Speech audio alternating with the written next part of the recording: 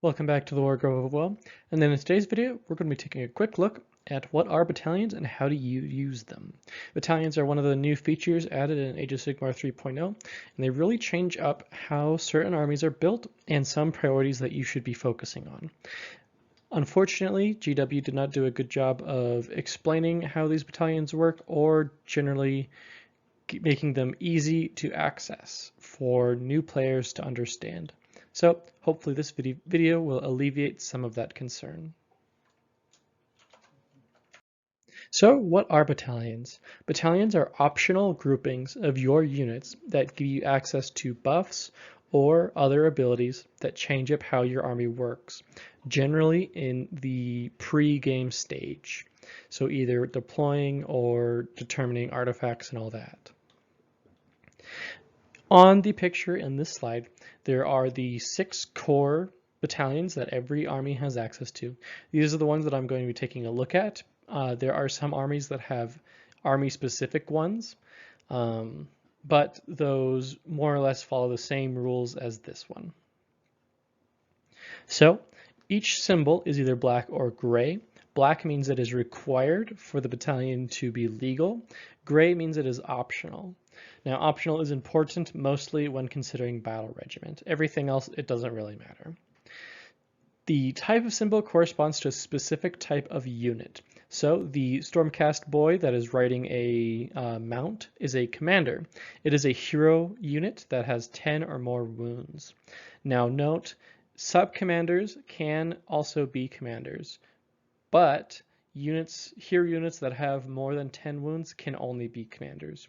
It is a little weird, but just know you can go from a sub-commander to a commander, but a unit with 10 wounds can only be a commander. I apologize if that was a bit confusing, but it's not it's a little wonky. The Stormcast dude that's holding up a scepter, that is a sub-commander. It's just a hero unit that does not have 10 or more wounds. The Stormcast Spear Boys, those are troops. Troops are considered anything that is not a monster or artillery. So if you are building your army in the Age of Sigmar app, the War Scroll Builder online, or Battle Scribe, this is your battle line or your other units that don't really have a categorization, as long as it is not an artillery piece or a monster. Monster is self-explanatory. It is the dragon that you can see. And then artillery, same thing. It's an artillery piece that is the Stormcast Ballista.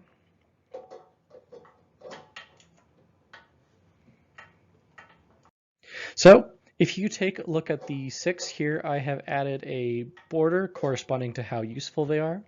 Really, half of them are useless. They are colored in red. The other half are ranging from situationally useful to more or less always include. So let's start with the Battle Regiment. Battle Regiment is the most important battalion that you could consider. This gives you the ability to one-drop during deployment. Now, what is a one-drop? So a one-drop is where you have to deploy every unit in that battalion on your turn to deploy. So normally when you are deploying, you alternate. You drop one unit and your opponent drops one unit. Well, a one drop means you are dropping the whole battalion. You are deploying every unit in that battalion, and then your opponent would go.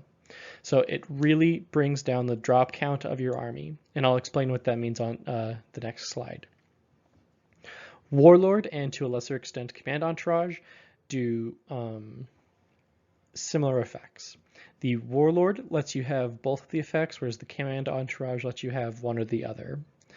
So the Warlord Battalion gives you a once per battle +1 command point, or CP. So this is a nice little bonus if you think you're going to be fairly CP heavy during the match. It lets you kind of pick a point that you want to give CP. The real big part of this, though, is you get to choose another enhancement. So what are enhancements? Enhancements are artifacts, spells known from your spell lore or the universal ones, prayers, mount traits, and all of the other additive benefits that you can give your units. This is incredibly powerful, especially if your army has access to some very strong artifacts or abilities or spells and all of that. Oftentimes you can expect to see most of the time Battle Regiment or Warlord. Command Entourage is similar. The upside of Command Entourage is that it has less requirements. You do not need to include a troops choice. But the downside is you have to choose either the +1 CP once battle or an extra artifact or enhancement, excuse me. And then there is another one that is not included on these 6, but it is a core battalion for the kind of first season of Age of Sigmar 3.0, I guess you could call it, the Realms of Gur, I believe it was called, or it's something to do with monsters. Anyway, Hunters of the Heartland is very simple. It requires 2 to 5 troops choices, and units in that battalion cannot be chosen for monstrous actions. It's a nice, situationally useful battalion. Before we move on to the explanation piece of the video, I'd like to give an extra special thanks to my Patreon supporters. You guys are awesome. A special thanks to Nick Hoff. If you like what I do and you'd like to support my channel, there will be a link in the description to my Patreon page as well as the Discord.